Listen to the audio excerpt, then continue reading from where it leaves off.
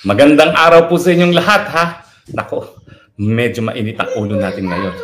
Dahil itong anti-Claire na ito, abay, talagang hindi ko alam saan nanggagaling ang mga hugot niya.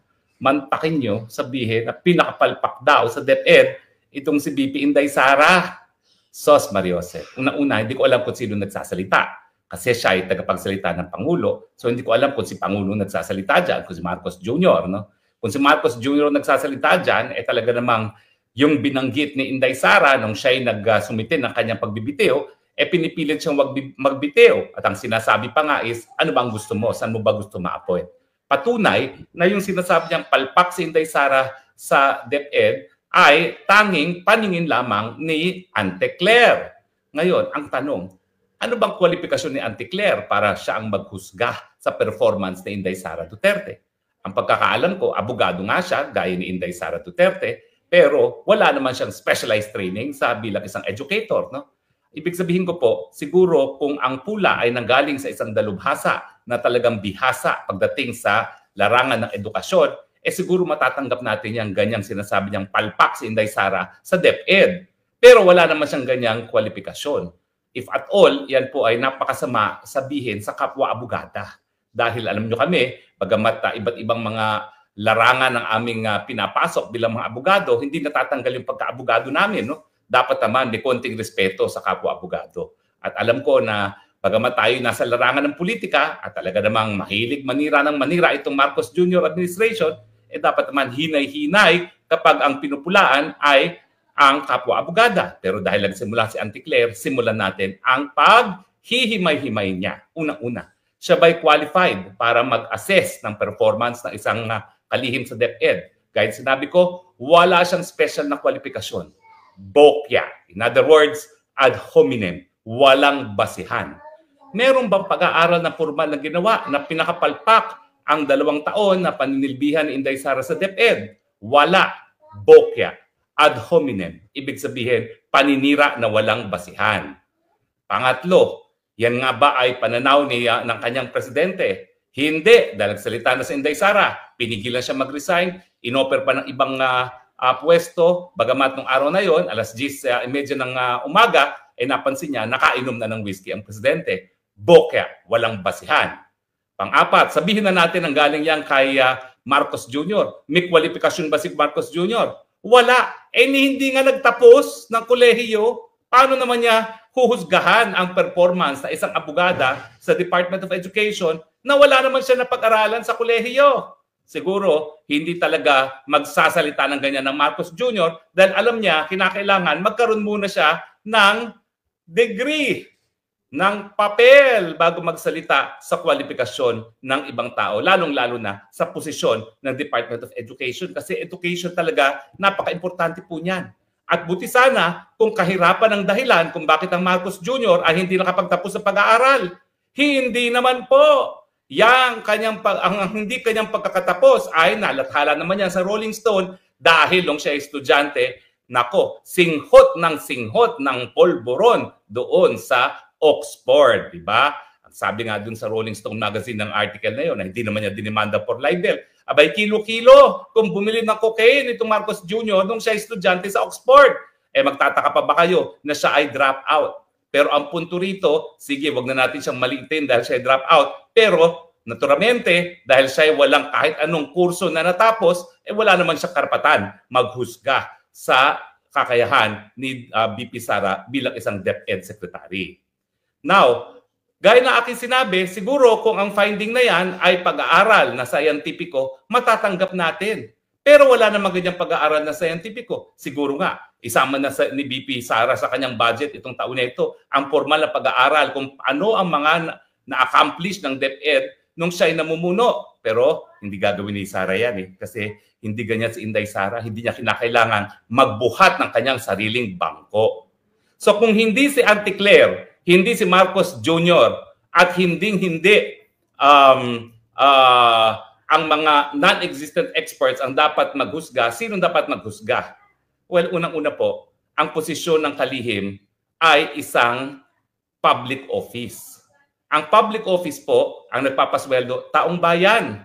Ang sinumpaan nilang katungkulan bilang public servants ay maging tapat sa Republika at itaguyod ang saligang batas. So naturalmente, ang maghuhusga kung palpak o hindi si Inday Sara sa DepEd ay taong bayan. At naghusga na ba ang taong bayan? Opo. Ano ang sinabi ng taong bayan? Taliwas sinabi ni Auntie Claire, si BP Sara ang naging pinakamagaling na departamento, pinakamagaling na kalihim nung siya'y naglingkod bilang DepEd. O sasabihin nyo, salita-salita lang. Hindi po.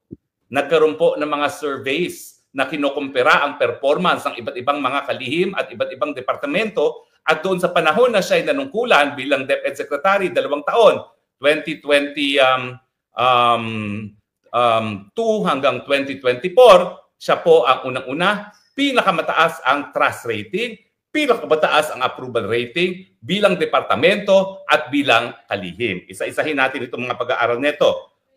Ito, Okta Research, tugon ng masa, conducted September 30 to October 4, 2023. 80% of respondents were satisfied with DepEd's performance. 79% said they trusted the agency. Only 3% said that they distrusted. Sa follow-up Okta survey noong Q1 2024, 82% of Filipinos trusted DepEd. DepEd was rated the best performing government agency with 84% satisfaction. Yan ba ang palpak? Pinagkakatiwalaan at dineklara ng taong bayan na best performing government agency, 84% satisfaction. O tignan naman natin kung anong naging husga ng bayan kay BP Sara mismo bilang kalihim. Tangere, itong tangere po pag-aari ito ng mga malapit sa Marcos siguro naman po hindi nila pupurihin si Inday Sara. Bagamat itong survey na ito ay ginanap nung wala pang biyak sa unit team, no? Pero ang sabi ng Tangere, September 2023, 70% trust in her personally as Vice President and DepEd Secretary. Again, 70% trust when specifically asked about her role bilang kalihim ng DepEd. Sa May 2024, she was the top performing cabinet member. Ibig sabihin, noong Mayo 2024, siya ang pinakamagaling na miyembro ng gabinete, 58%. Okay? At bago siya umalis, noong Hunyo na 2024, siya pa rin ang pinakamagaling, pinakasatisfied ang taong bayan na bilang isang kalihim, ang kanyang grade, 58%. Paano nyo sasabihin ngayon na si Inday Sara ay palpak?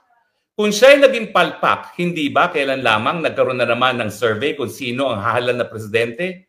31% ang Inday Sara. Ang number 2 niya, si Leni Robredo, hiwala pa sa kalahati.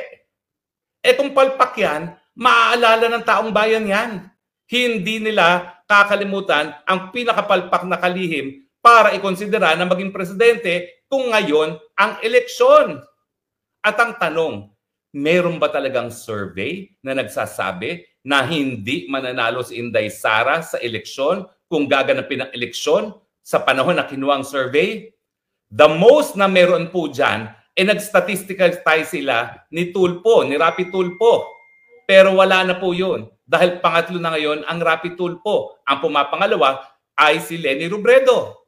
Ibig sabihin, kung naging palpak ang Inday Sara bilang kalihim ng DepEd, di hindi sana siya iboboto ng taong bayan ngayon para presidente kung ngayon ang gaganapin ang eleksyon.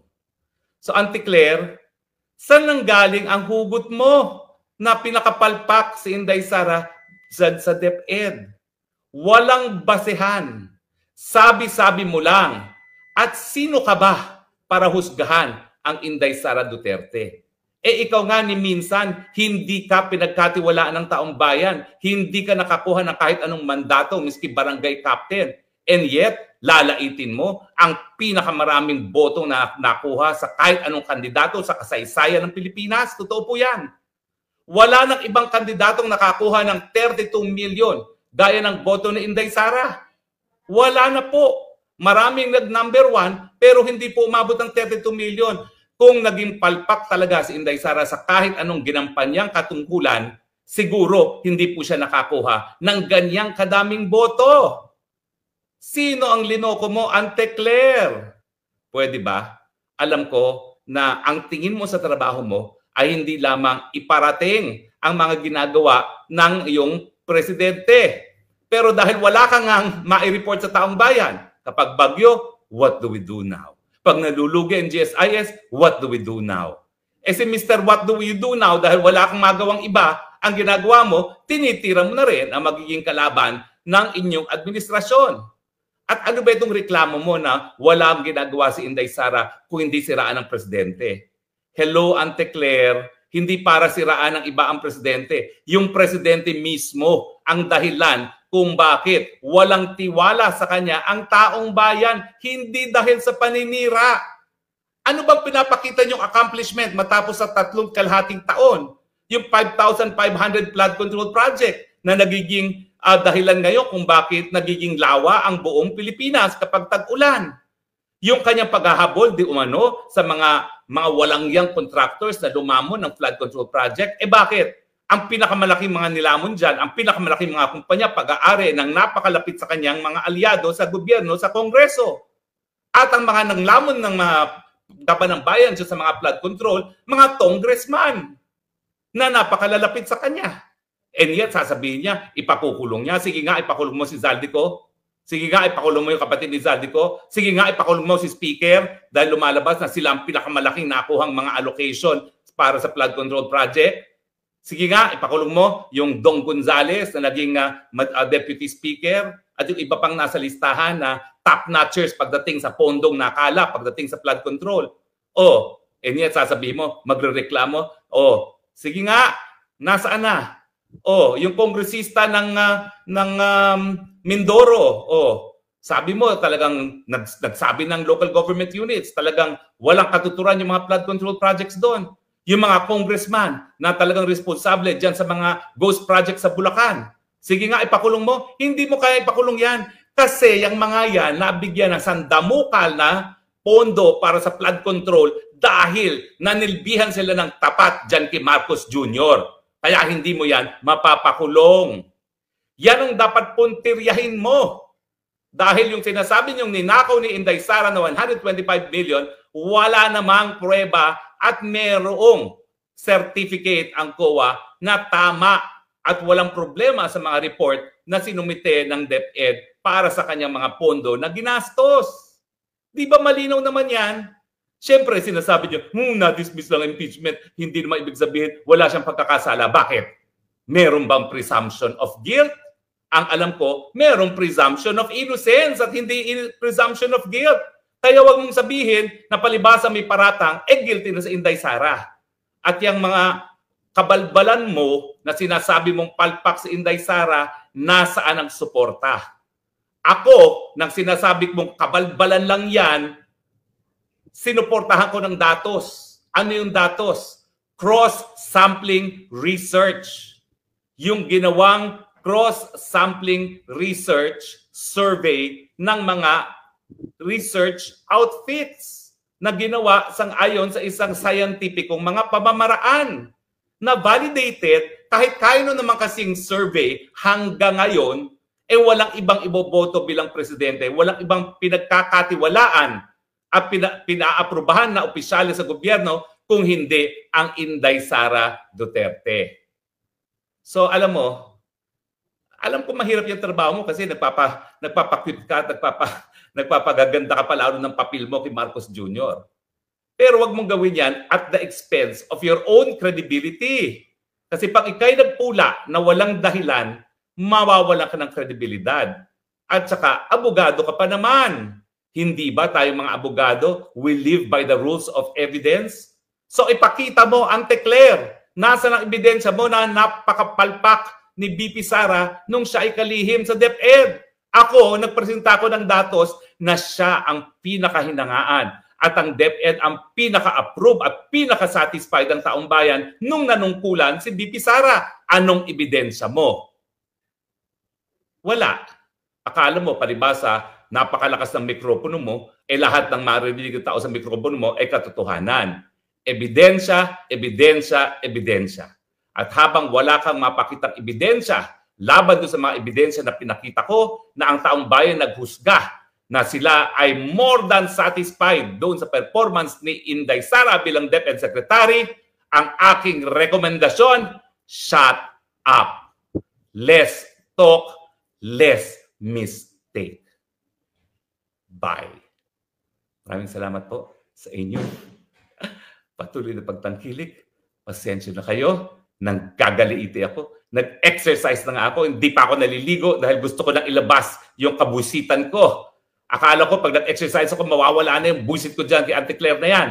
Pero ang pikon ay talo.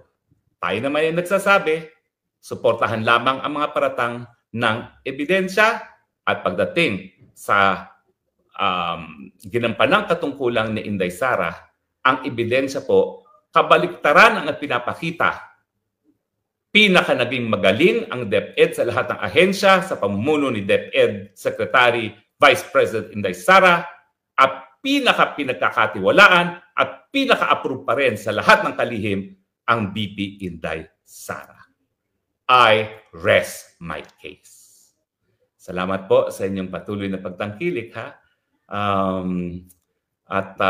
Hanggang sa muli po, ito po inyong spokes ng bayan, nagsasabi, I love you, Philippines. You're the only country that I have. You're the only country that I love. Maliligo na ako ngayon. Bye!